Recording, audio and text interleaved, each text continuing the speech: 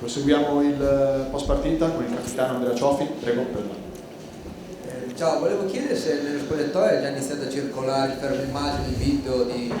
quello che sembrava un gol che vi avrebbe consentito, di Fragotto ovviamente, il gol fantasma, vi avrebbe consentito di raggiungere un pareggio che sarebbe stato comunque stretto. L'avete vista le immagini di questa palla? Sì, appena siamo tornati in spogliatoio ci hanno fatto vedere l'immagine, dall'immagine comunque sia il pallone sembrava tutto dentro, poi purtroppo in Serie B non c'è la goal line technology, quindi rimane comunque sempre il dubbio, però tralasciando questo episodio, come poi ce ne sono stati tanti penso durante la partita, perché non so quanti calcio d'angoli abbiamo battuto, non so quante 16 calcio d'angoli, siamo arrivati tante volte sul fondo con gli esterni, abbiamo messo palle dentro e purtroppo per quanto abbiamo creato soltanto un gol forse è molto poco. Poi sicuramente con le due disattenzioni abbiamo subito su due disattenzioni 2 gol, però io mi soffermo più sull'atteggiamento, sulla partita che è stata fatta. Ho visto una squadra viva, una squadra che dal primo minuto ha cercato di andare all'attacco, di voler fare gol, e quindi io mi tengo sempre stretto questo. Poi sappiamo che la Serie B si basa molto sugli episodi, come oggi quel gol che potevamo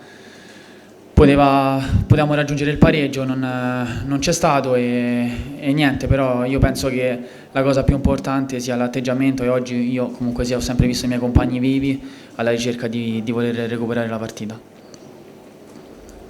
Ecco Andrea, ovviamente nei limiti della privacy, ma da capitano che cosa hai detto alla squadra a rientro dagli spogliatoi, soprattutto in virtù forse del miglior primo tempo della squadra in tutta la stagione? Ma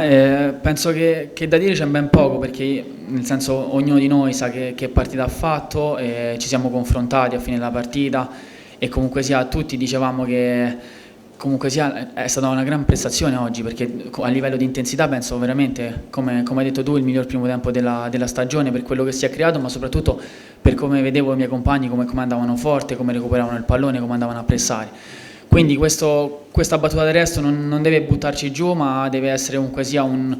continuare quel percorso che abbiamo iniziato da luglio e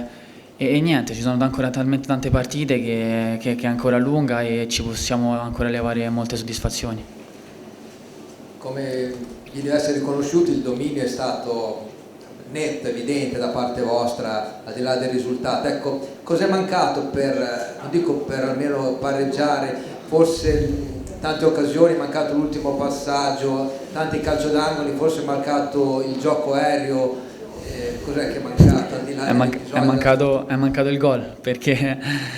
l'ultimo passaggio c'è stato, la palla in mezzo per arrivare al colpo di testa sul calcio d'angolo c'è stato, quindi è mancato il gol e basta, però come tante partite magari quest'anno abbiamo fatto un pochino male e poi ha portato a casa il risultato, oggi è successo completamente l'opposto, quindi è mancato soltanto il gol e basta, perché se io ripenso a tutte le azioni che sono state create, tutte le volte che c'è stato un giocatore al limite dell'area o dentro l'area che è arrivato a calciare in porta, penso che più di questo non si può fare. Avete altre domande per Andrea Cioffi? Grazie. Grazie.